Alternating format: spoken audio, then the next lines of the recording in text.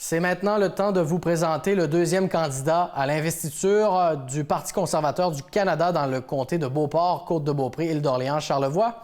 Après Véronique Laprise, aujourd'hui, on vous présente Martin Avoine. Martin Avoine m'a donné rendez-vous du côté du Camp au Carrefour à l'île d'Orléans pour me parler plus en détail de sa principale préoccupation à vouloir se lancer dans le domaine de la politique. Monsieur Avoine, merci beaucoup pour le chocolat chaud. D'abord, qu'est-ce qui vous a donné le goût de vous lancer en politique? Tabarouette. Le parcours en politique, ça a toujours été quelque chose qui était prévu. À un moment donné, plus tard, par contre, je vais vous avouer que dans tout ce que j'avais prévu faire dans la vie, ça devenait venir avec beaucoup plus de bagages que ce que j'avais là dans ma tête. C'était pour dans 4, peut-être 5 ans encore, le temps de placer la compagnie comme il faut, faire mes affaires, puis que mes enfants aient grandi un peu. Avec la pandémie, ça a changé les choses beaucoup, par contre. Je ne compterai pas de menterie. Je pense que les prochaines élections, ça va vraiment avoir un impact très... probablement une des élections les plus importantes de l'histoire moderne du Canada, puis je m'explique. C'est que la relance économique, le gouvernement qui va avoir ça entre les mains après le COVID, va littéralement venir cimenter le futur de mes enfants. C'est niaiseux à dire, c'est bête de même. Et je ne veux pas être sur la sellette, je ne veux pas être sur le côté. Je veux venir mettre à contribution tout ce que j'ai pour les citoyens. On le voit, vous êtes... habillé avec votre foulard bleu. Pourquoi vous voulez porter les couleurs du Parti conservateur du Canada? Foulard bleu, en passant, c'est une anecdote. Ça vient de l'Impact. C'est même pas... c'est pas brandé. Non. C'est pas brandé du tout, mais je trouvais ça le fun le matin de le mettre. La raison pour laquelle le Parti conservateur, très simple. Encore une fois, moi, quand c'est venu le temps, il y a beaucoup de gens, on va dire, dans mon entourage, il y avait des gens dans le parti, tout ça, c'est très, très impliqué. Moi, c'est tous des conservateurs. Moi, c'est pas ça du tout. Dans ma famille, j'avais des bloquistes qui se pognaient avec des libéraux continuellement. Dans les soupers de famille, c'était vraiment le fun. Mais ce que ça a fait, par exemple, c'est que ça a réveillé le goût d'en savoir plus. Puis quand c'est venu le temps pour moi de voter, je prenais ça au sérieux. Puis comme n'importe quel autre aspect de ma vie, j'aborde de cette façon-là, je suis allé faire mes recherches. Puis j'ai vraiment lu les différentes plateformes. Puis c'est là que je me suis reconnu. Puis c'est à partir de ce moment-là que je suis devenu un conservateur. Puis j'ai jamais changé. Qu'est-ce qui vous rejoint justement avec les idées conservatrices? Tabarouette, ça, c'est pour une entrevue de 28 minutes et plus. Pour le résumer, ça serait très, très difficile, mais essentiellement, je compare beaucoup ça, moi, quand j'en parle avec des amis autour de moi, à la façon que j'élève mes enfants.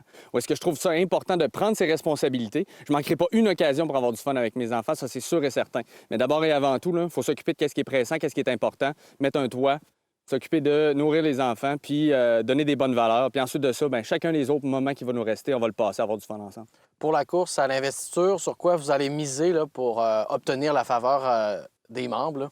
En fait, c'est pas compliqué. Moi, je pense que présentement, il y a de plus en plus un genre de désaveu envers la politique. Puis ça, moi, c'est quelque chose qui vient me chercher beaucoup.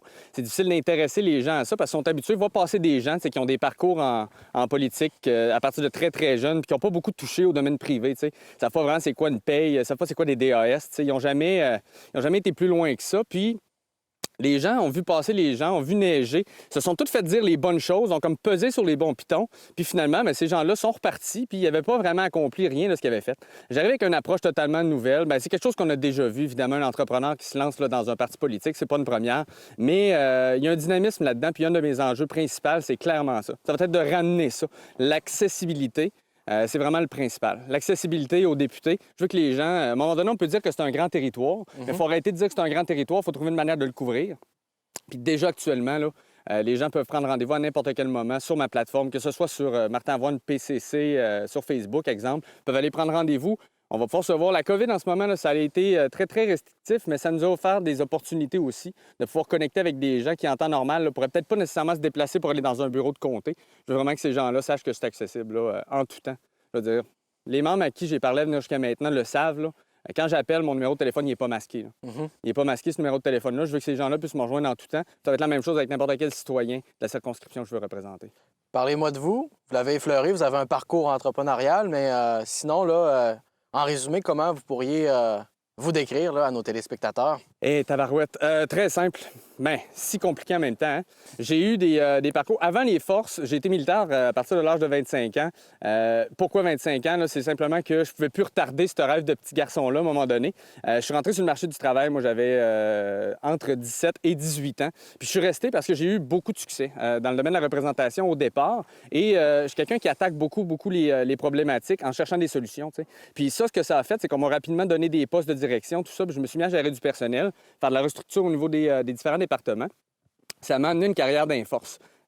plus tard dans ma vie, au lieu de plus tôt. Beaucoup de gens qui commencent à 18 ans, moi, je trouvais que je manquais le bagage de vie pour aller porter une arme puis aller défendre les valeurs. Puis ce que j'ai décidé de faire à partir de ce moment-là, c'est de passer les 10 plus belles années de ma vie dans les forces pour revenir ensuite directement à travers là, du travail que j'ai fait au niveau de la gestion de la clinique de mon épouse. Elle revenait des heures de fou. Fait qu'à un moment donné, je me suis impliqué dans ce domaine-là puis j'ai vu qu'il y avait vraiment une grosse lacune, entre autres là, au niveau des centres dentaires par rapport à la coordination des équipes dentaires, la communication. Fait que j'ai fondé une entreprise. Puis on a lancé un produit qui a fait boule de neige. Là. Puis c'est parti vraiment en fou. Ça venait vraiment régler une problématique criante. Alors, ce que j'ai pas eu le choix de faire, en fait, c'est de mettre fin à ma carrière dans les forces, puis de passer mon temps à me lâcher la pension, lâcher tout ça, le salaire garanti pour me consacrer directement à l'entreprise parce qu'on fait vraiment une différence dans la vie de plusieurs personnes. Alors, je suis revenu à mes anciennes armes avec l'entrepreneuriat.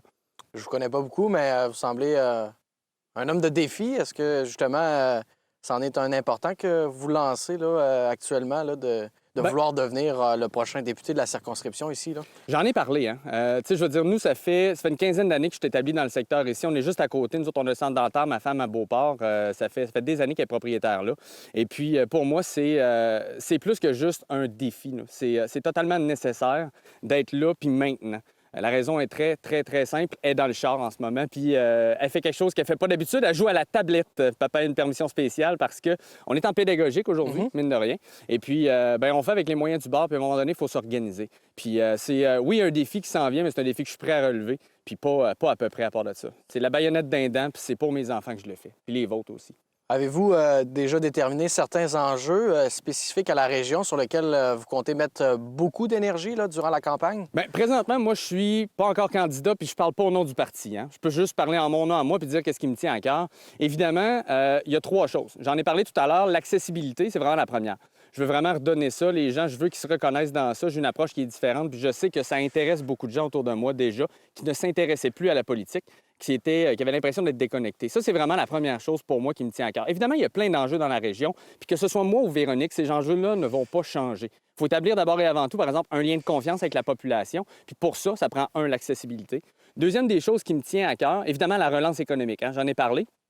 La relance, il ne faut pas que ça touche juste aux gens qui sont en ville. Oui, c'est sûr, il faut que ça touche les gens qui sont en campagne aussi. Il y a des opportunités qui sont à saisir pour ce qui est de la relance économique. Puis il faut vraiment qu'on prenne en considération absolument tous ces enjeux-là, mais avec un point de vue aussi de quelqu'un qui l'a vécu, c'est quoi se lancer en business.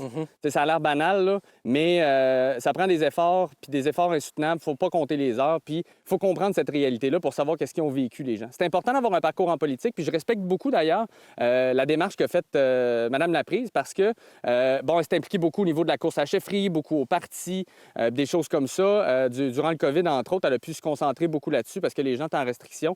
Durant le COVID, moi, c'était différent. Là.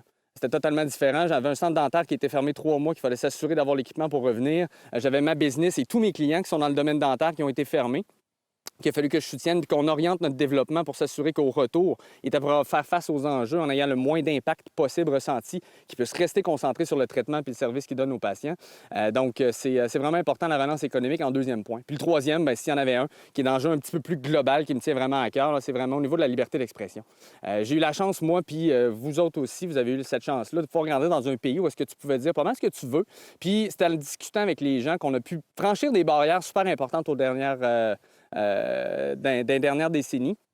On a vraiment défoncé des plafonds de glace, puis des plafonds de verre, en fait, de glace. C'était beau, ça. Puis au final, ce que ça a permis, c'est en dialoguant qu'on a pu avancer dans ça. Puis présentement, je trouve que c'est quelque chose qui commence à être menacé. Il faut vraiment s'attarder à ces enjeux-là au niveau de la liberté d'expression pour s'assurer que c'est bien encadré puis que les gens vont pouvoir continuer. Puis encore une fois, je leur dis là, que mes enfants vont pouvoir avoir la même chance que moi j'ai eu de grandir dans un pays libre, aussi efficace, un pays qui fait partie du G7.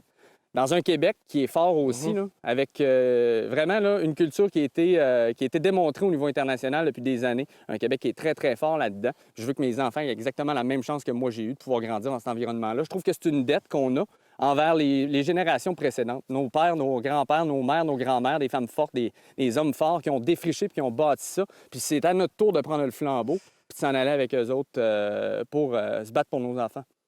Plafond de verre, je connaissais pas cette expression-là. Moi non plus, on l'invente au fur et à mesure, on riff. Monsieur Avoine, en terminant, considérant la crise actuelle, aussi la relance économique qui s'en vient, le prochain scrutin fédéral. On ne sait pas c'est quand, mais il va quand même être déterminant pour l'avenir de notre pays. Va être déterminant pour l'avenir du pays. Présentement, il n'y a personne qui souhaite aller en élection, là. On va se le dire. Là. Le gouvernement conservateur travaille d'arrache-pied, c'est-à-dire le gouvernement... Au niveau des conservateurs, on travaille en collaboration avec le gouvernement. On le voit, là, ils n'ont pas fait de l'opposition systématique. Là. Vraiment pas. On veut que ça fonctionne. Si on s'en va en élection en plein milieu de la pandémie comme ça, ce sera un drôle de timing. On sait pourquoi que ça va avoir été déclenché par les libéraux si ça arrive. C'est pas un objectif, mais encore une fois, on va être au rendez-vous. Puis c'est sûr et certain que si on a une opportunité, on va les tasser de là. Parce que ça prend un plan. Il faut arrêter d'improviser à un moment donné. Il faut avancer. Là.